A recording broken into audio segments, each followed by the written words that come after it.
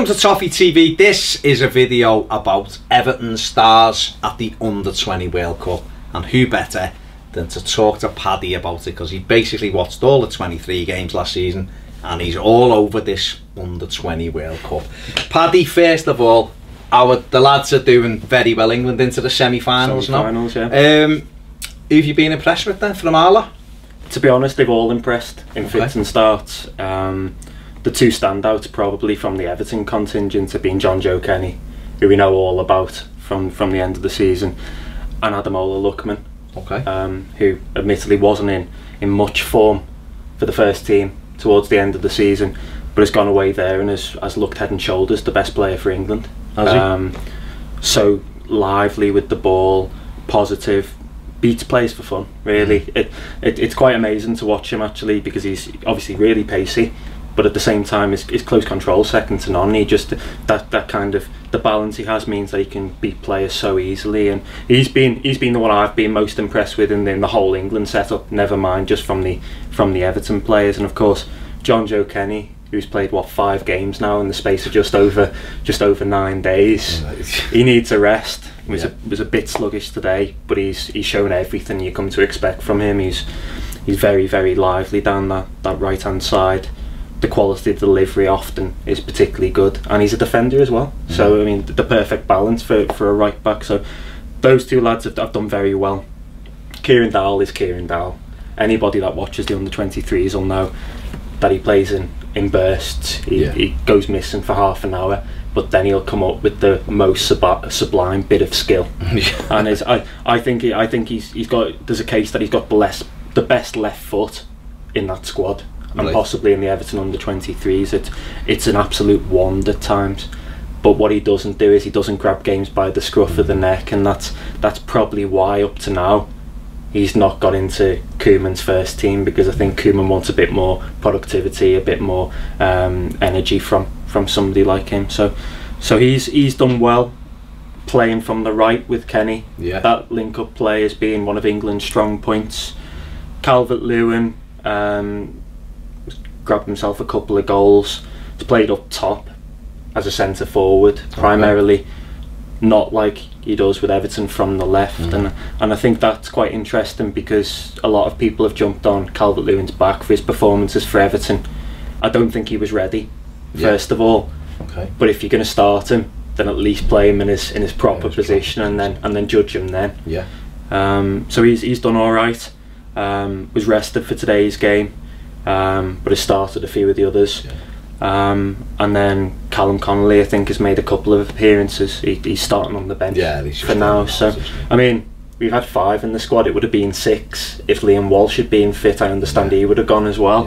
It's a massive achievement from those Everton lads, and you've got to say, haven't you? It's so positive that after winning the under-23s league, they've managed to go away and continue to perform at those high levels, because it's been an awfully long season for them. And let's just hope that they come back finally rested after having done well in this tournament, because there were a few that could I guess stake a claim in pre-season for Everton. Most definitely. I mean, we could have also had Tom Davies in there. Everton, of course, asked for him not to be included in the 20s or the 21s as well. I think England under 21 to Toulon tournament was it? They wanted to take him there, and thankfully they listened to Ronald Koeman, and I think he's in Australia or backpacking or whatever he's doing. He'll just be backpacking with a pair of flip-flops on, Moni, and a hat with the corks on, just chilling somewhere, probably just being cool all over Australia. I just want to pick it up on not pick it up, but just the Lookman thing, because he came in, and obviously let's take the Man City game away, because that was fantastic. He come off, scored with his first touch. It was a great goal. I was so impressed with him at Crystal Palace the week later. He came off the bench with half an hour to go, and he was we were struggling to break them down. Next minute he's popping it off to Rom and having a shot, and he had them everywhere, and the players were giving him the ball. Like, he was so confident in him. We went up to Middlesbrough. He started at home against Bournemouth and done that unbelievable little trick where he rolled it and give it to, especially against Jack Wilshere, making Jack Wilshere look stupid, just was unbelievable. That just made my day. And then he fell off the edge of a cliff, which is probably, to be fair, expected. He's a young kid, he'd only been in football for 18 months. he come from Charlton, was in, all of a sudden he was in the Everton first team. So it was obvious that he was going to have, you know, that kind of dip. And obviously there was all stories he was unsettled and he was a little bit homesick, which again is only natural. He's a young lad. He's only, I think he just turned 19, hadn't he? So a lot of that. But have you seen enough here? Because obviously he's gone back to, I suppose, his level of playing with lads his own age, and he's standing out. So are you excited now to see what he can do this coming season for Everton, and can he stake a claim in our first team? Yeah, I think he's a really exciting prospect. The issue, as you mentioned there, he came in, did very well at Everton initially. I mean, understandably, he's on the high. He's signed a £10 million deal, signed for a Premier League club. And he was definitely Alex Hunter, mate, wasn't he? Off FIFA, he was definitely Alex Hunter off the journey. Class. And then he goes and scores more. Yeah. That was on his debut, wasn't it? Yeah. So he'd impressed Koeman and Walsh sufficiently over the space of a week to be included in the match day squad, and then subsequent starts from that where he seemed to do quite well. But I think what then happened was he stagnated a bit, didn't he? And he maybe doesn't quite have the physicality for the Premier League at the moment. He's a small lad. He's not built, is he? No. He probably needs to get to the gym and do a bit more there. And he was getting bullied by some of the defences that we played at. I remember watching him away at Middlesbrough, and the likes of Ben Gibson and Ayala, they just had him in their pockets because they saying that he missed 2 sitters in that game, didn't he? He did, didn't he? And that was the last time we saw him for a few weeks. What about his position? Yeah, what position is he playing? Is he operating at for the under-20s for England? Because for Everton, he's a player to me that he comes alive in and around the penalty area. For stuff I've seen for Charlton, he was great at picking it up and running and having shots. And what was happening particularly in like the Middlesbrough game, Stoke, I remember he came on, he was on the halfway line, like almost helping out Baines, and you're like, that's not his position, he's not going to do anything there. So he needs to be right up again in that final third, doing damage there. So where's he playing for England under 20s? Don't say left back. The same. No, I mean he's playing on the left. The England under 20s have primarily gone with a 4-4-2. Okay. He's been on the left, Dowell on the right. Yeah. So there's quite a nice balance to it, and he's been brilliant there because he's ideally suited to playing wide, beating players. The best comparison I could make would be with, say, a Raheem Sterling, who takes players on. But I think the exciting thing about him is that he's arguably got better technique than some of the guys that we've seen, like Sterling and Walcott. Yeah. I think that there's more end product to his game potentially. He's done well there. And he can play across the forward line. Yeah. He can swap. He can go over to the right, and he can interchange. He'd be great, I think. You mentioned Crystal Palace there. He played in the hole, didn't he? Just off Rom. Yeah. And he was great at just giving the ball into Rom's feet and firing shots off. So the beauty is there are 3 or 4 positions that you could put him in, and he'd do a job. The one worry still, he looks great here, but he's playing in his own age group. Yeah. He looks too good technically, but if you bumped him up a few age groups, there'd be the physical issue again, and it's just whether he can negotiate that. Because if he does, he's got all the ability in the world. He could go right to the top. Definitely. I mean, he definitely needs to get on the wait this summer and have a few McDonald's. I mean, it's funny I'm saying this, but that's but that's the thing, isn't it? Because there will always be, when you're a smaller player, like, you know, you've got to have that. You've got to have that strength. Haven't you? You've either got to be lightning, so you can kind of get away with it because you're so quick, or you've got to be strong enough. But ultimately, the best. Look at Messi. Messi's what, probably smaller than me, and that, you know, there's not many that are smaller than me. But Messi, but he's not the biggest, is he? And yeah, it's so difficult to knock him off the ball. And I know a lot of that is those creatine shots that he had when he was a kid, but it'll be his strength and his balance on the ball. But if you're a diminutive player, you have to have that strength as well. And if he can build that into his game, particularly in the Premier League, because it is physical, the physical side of it, and he's got to get used to it. And it might be that he just learns how to use his body. It might not be that he comes you know, big muscles and all that. It might just be he knows how to use his strength, because he's made some players look ridiculous at times playing in the Premier League. You know, remember a Bournemouth game early on, he got the ball, he rolled it back through his legs and had the shot and the keeper, or just fizz wide. And you've seen those little instances where you were like, wow, this fella's getting me on the edge of my seat, because when he picks the ball at West Ham away in that turgid game, he came on at half time. He was our bright spot really. He had a couple of shots that just fizzed over, and he looked like he was on it a little bit, and then it made it a bit mad, because then we didn't see him at Swansea and we didn't see him against Watford at home, and you're going, why isn't he coming on? Do you know, and Arsenal away. So I guess for him it's great that he's doing this, and this is great for the confidence, isn't it? Because he can, hopefully England will win it. You know, I think this was the first time since Michael Owen scored against, I think it might have been Mexico then, 20 years ago, that England have won a game at this level. So the fact that they're in the semi-finals now, you know, why shouldn't he think about winning? Jonjoe Kenny, dead impressed with him in the 23s. Looks to me like Seamus Coleman, Mark II. Wants to attack more than he wants to defend, but he's a good defender. Great deliveries into the penalty area. He's done fantastically well. He'd have surely played against Watford and Arsenal had he this tournament. That's the shame, isn't it? That's the big one. Obviously we spoke about Cuco Martina on another video coming in, and that's somebody he's going to have to try and get ahead in the pre-season of, you know. But I think if he gets in there, I think Seamus could have a little bit of a problem. And I love Seamus Coleman's fantastic, but this kid looks ready-made for Seamus Coleman's position. And the unfortunate thing with Coleman's injury is that it's so severe that it'll take him a while, even when he's back on the pitch, to reach the levels that he was at before, if he ever does. I mean, it's that serious, isn't it, in terms of the leg break. But what we've got in the meantime is we've got somebody in Jonjoe Kenny who is a ready-made replacement, as you say, but arguably has a better delivery. And one of my big criticisms of Coleman is, all the energy in the world and he's a goal threat, but sometimes his delivery into the box is not good. I mean, it's erratic, isn't it? But Kenny, it's consistently good in that aspect of the game, and it was quite telling for me away at Swansea. He substituted Holgate, who was a great defender. He's probably a centre back, isn't he? Really, in all honesty. Koeman substituted Holgate off for Kenny as we were trying to chase the game and get a goal, and he said after the game that the reason he'd done that was because Kenny is the better of the two going forward. So you have to wonder there, is he then more suited to this current Everton setup where the wingers and the fullbacks look to push on than somebody like a Holgate or a Martina? And if he has a good pre-season, then he may well find that there's a place for him, because that position at the moment, it's not filled yet, is it? No, not at all, not at all. Another player you spoke about there is Kieran Dowell, and he's an enigma to me.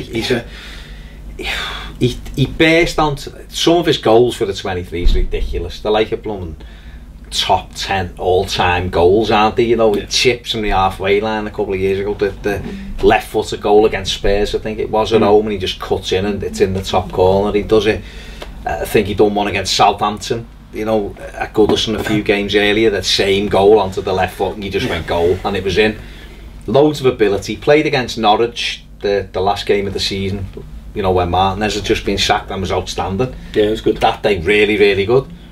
But and then he's another one. He disappeared. He was in pre-season. He played a couple of games in Germany. He was in the tournament. You know, he was involved in the first team. And you kind of look and go, where's he gone? Because we were short in them final third areas. Certainly in the first part of the season last year. And you're going, why isn't Dowell getting in here? And go and watch him for the 23s and realise why he's not getting in. Because Ronald Koeman, you look at every Everton player in Ronald Koeman's squad now has to run around.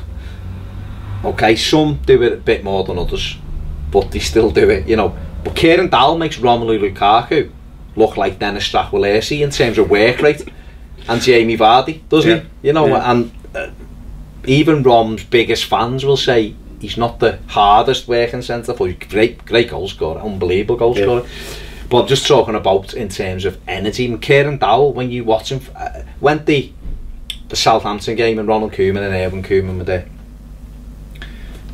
And I'm watching Dowell, and he starts off on that again, on that playing off the right hand side, and he's megged the first couple of touches, he megs 2 players on the run and pings a forward, and you're going, wow, right, he's up for these, going to show the manager what he, you know, they're here to watch him. Again, it was around the time we'd had a couple of injuries and we had nothing really going forward on the bench, and then he just wandered through the game, and you're thinking, put yourself in that position. Your manager's in the stand, your first team manager is in the stand. I'm going to run around a little bit like a dickhead here to get myself known. You don't have to charge in and get booked, but put a little bit of work rate in, put a bit in, show them that it means something. That night, the player that stood out for me that night was Benny and Liam Walsh, who was absolutely fantastic and was everywhere, you know, absolutely everywhere. Jonjoe Kenny, of course. Kieran Dowell's the one that leaves. He's like, I suppose he's like the Baywatch movie to people at the moment. People have been dead excited for Baywatch, and they come out a big letdown. It's got, you know, Priyanka Chopra in, who's as fit as anything, and you know, things like that, and the lads and the girls be made up because Zac Efron's there with his guns out, but ultimately you come out feeling a little bit let down. Yeah. You know, and I think that's what I feel with Kieran Dowell. I look at him and I go, physically, he's tall, he's about 5'11", 6 foot, he's built quite well, he's got the physical attributes. Left foot's absolutely incredible. It is, yeah. But until he puts that little bit extra in terms of work rate, I don't see him going any further than where he is, and that will be a real shame for me. I don't know whether he needs to go out on loan and play at a championship club and get a couple of kickings and get someone of his own team to grab him by the throat and go, you've got to put this in. This means something to us, and flip that switch so that he goes, this is what I need. I need to be working hard. Bit of bite. I think that's what he needs. It's a very lethargic style that he's got, and he does go missing for games, and simply put, Ronald Koeman won't tolerate that. No. He wants high energy. That's not Kieran Dowell's game. No. It's funny you mention him playing against Norwich at the back end of last season, because he's a player that was tailor-made to Roberto Martinez, wasn't he? Definitely. So if Roberto is still here, then maybe Kieran Dowell would be in and around the first team, but he's going to have to show more, as you say. And the frustrating thing is that the ability is all there. I've seen a lot of the under-23s, as you know, this season, and the amount of times he gets to the edge of the box on his left foot, and you're more or less certain that not only is he going to get it on target, but he's going to put it in that top corner. It's quite unbelievable. The best comparison I could draw at the moment is with somebody like Bill Uletnov, who had a fantastic hammer of a left foot, but didn't put it all together in the rest of play. Dowell's got the potential to be better than that. Oh yeah. It's just what comes next for him, because he's not first team ready, but at the same time he's too good for the 23s. So it's a loan then, isn't it? You mention a loan, but with players like him, that makes or breaks. You get the wrong loan, as we saw with, say, a Brendan Galloway, then a player can take 2 or 3 steps back. And in particular, knowing what we do about Kieran Dowell, that's going to have to be really well thought through, isn't it? So you're looking for a championship side like a Reading with Jaap Stam that play football, that play out from the back. Otherwise, he might go away and you get a few kickings, but the ball goes back and forth over his head for 90 minutes and he doesn't progress at all. So it's quite a precarious predicament with Kieran Dowell, and I get the sense that it could still go either way.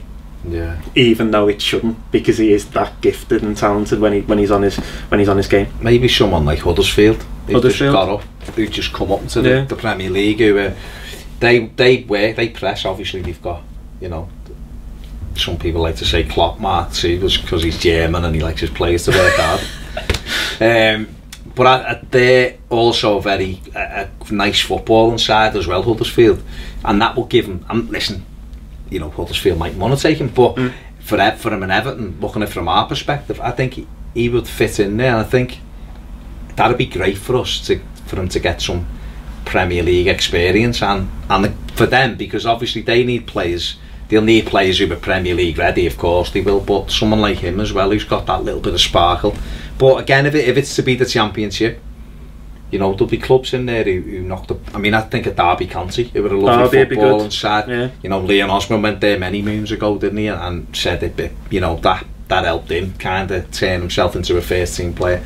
But he needs something. I don't think it does Kieran Dowell any good to spend the next 12 months in Everton's 23s. I don't. I think you've just hit the nail on the head. He's probably too good for that level, to the fact where he knows he can just waltz around. He's a bit like Letizia.